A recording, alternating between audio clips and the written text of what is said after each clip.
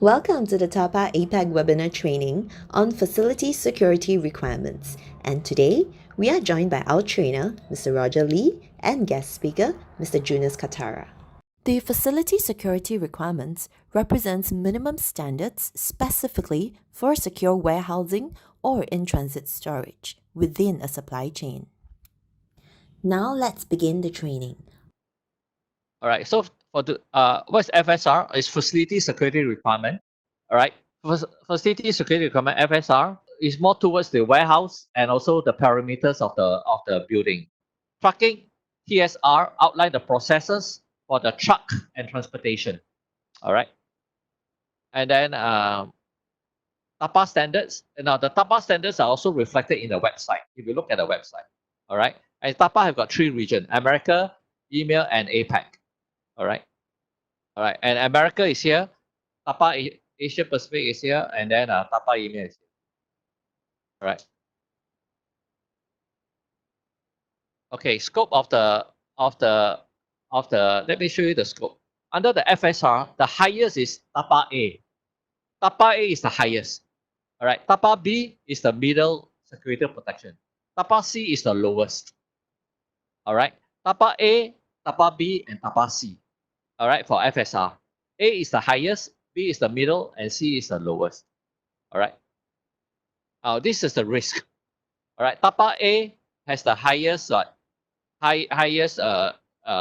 would say TAPA A has the highest potential loss, right? Lowest risk. Why? Why? Because TAPA A, you talk about risk. TAPA A has the lowest risk because the requirement for TAPA is very high. All right. Then TAPA C, all right. TAPA C, the impact is what we call the risk for TAPA C. All right, you have got high risk. All right, TAPA C is the requirement is not so strict. Later on, we'll go through with you. Judas and I will go through the 3 types of level. All right. And then, of course, TAPA A, B, and C, you need to have an IAB. What's IAB? Independent audit body, A, B, or C. All right, self-certified is only for C. For TAPA C, you all can do it on your own. Once you are certified today, okay, once you take the exam, tomorrow there is an exam tomorrow. Tomorrow morning we do an exam. All right, once you have the exam, all right, once you have exam, you can basically go up to once you pass, you will have an auditor cert, and then your level is you can do self certification up to level C. But for IAB, okay, level A, B, or C, you can have IAB. All right. Okay, let me show you what's the IAB. All right. Okay, let me go through the requirement. Okay, under here, today we're going to cover the perimeter. Under TAPA FSR, what is the important part of the perimeter? The outside wall, the door, office and warehouse. Inside the warehouse, the security system, training and procedure, and workforce integrity. We'll go through total of 7. All right, 7 areas.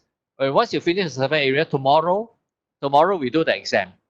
All right, and once you pass the exam, you'll be awarded a certificate. And with this certificate, all right, under TAPA C, FSR C, all right, you all can do the audit. But for FSR A or B, you need to have IAB to help you. All right, IAB will go to your company and do the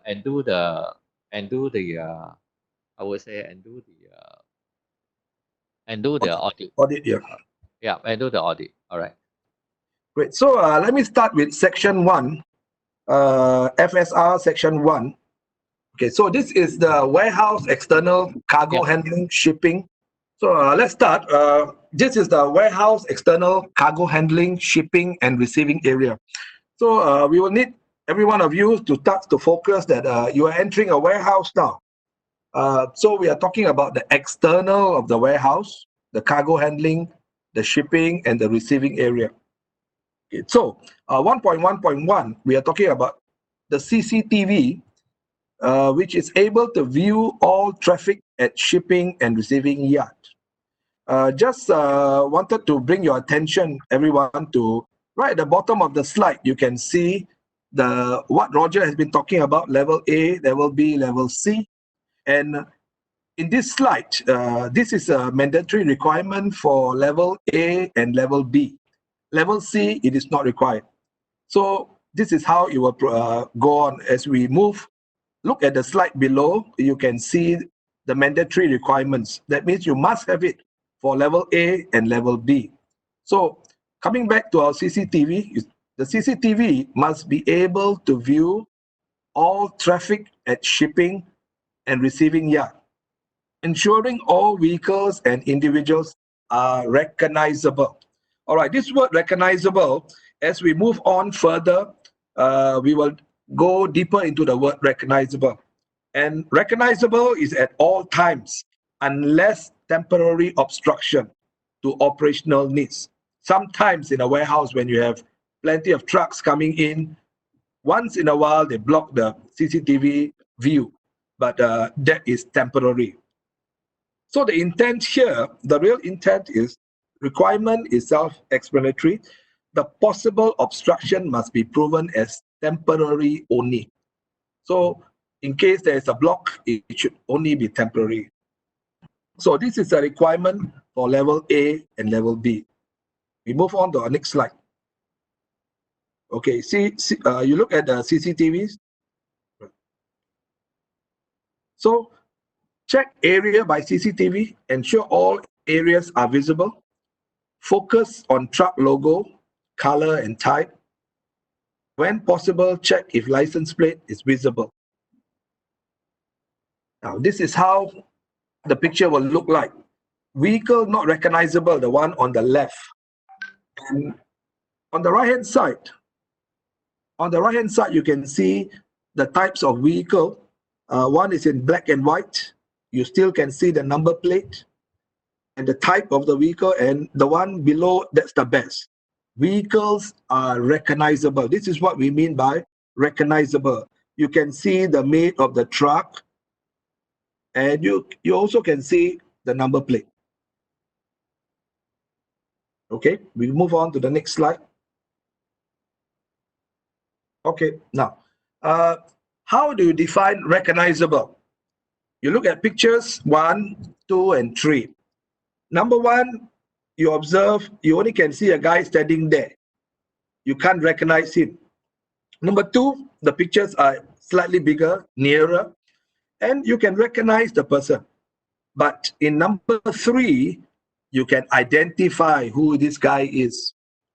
So that's how we look at the two areas, recognize and identify. Now 1.1.2, we are talking about the lighting now.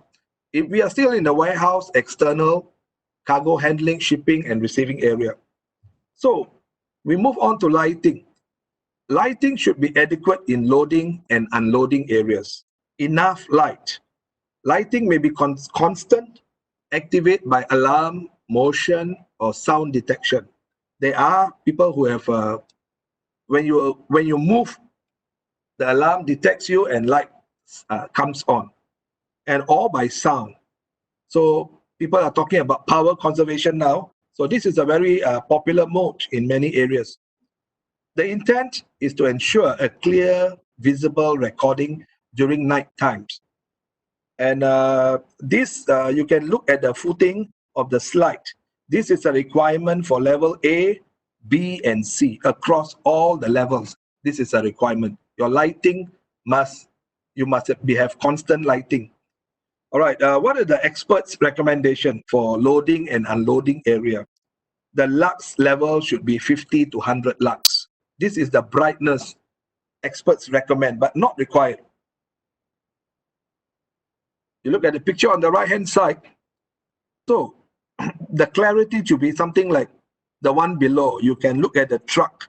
You can look at the words on the truck. So that lighting should be adequate, enough for CCTV camera to capture views like this.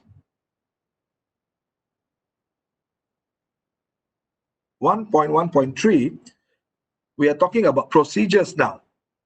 Procedures documented describing how unauthorized vehicles and persons are to be managed. So someone comes in, he is unauthorized, or a vehicle comes in, is unauthorized. What should your security people do, right? Instruction on procedures must be delivered to relevant members of your workforce, including your guards. What's the intent here? This procedure will give guidelines of how to control unauthorized access. So the procedure will tell the security guard if there is an unauthorized entry, what he should do, which steps he should follow. And this, again, is a requirement for level A, level B, and level C across all the levels. This is how we should manage them. So documented procedure in place, it must be in place. Documented training has been provided to relevant workforce. This is what we are looking for.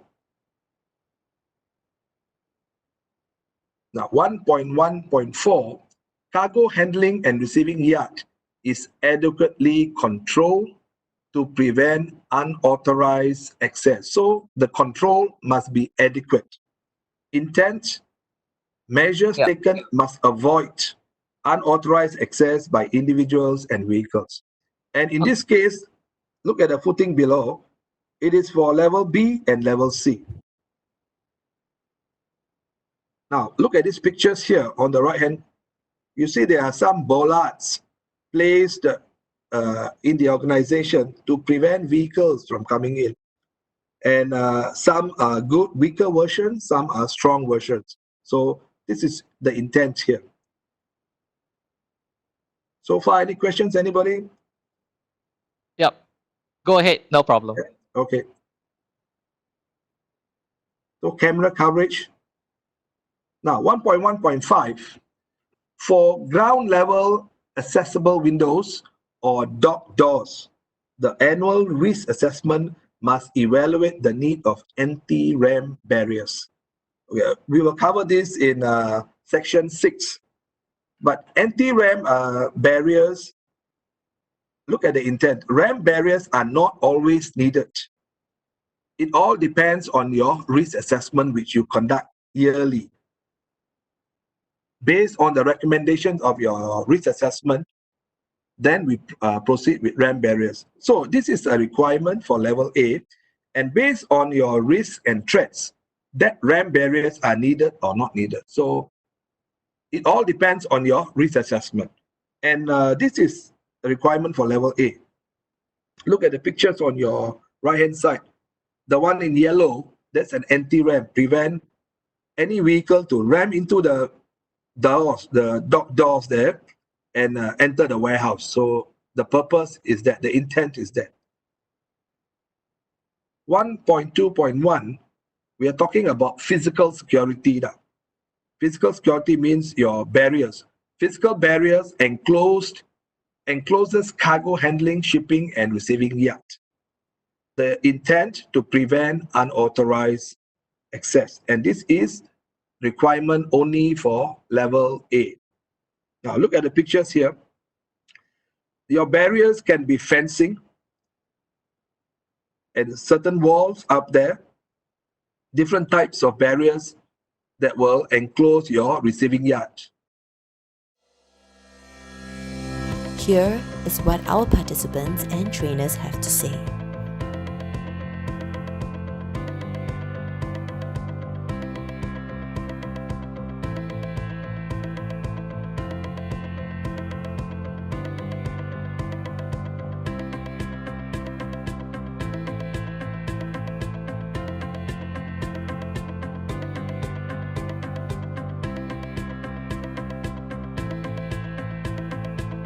Thank you for joining the TAPA APAC Facility Security Requirements webinar training. We hope that you have enjoyed this summary of the training. Look out for more webinars and trainings as part of our members' services. If you have any questions, please contact the Secretariat. We look forward to seeing you at the next webinar sessions.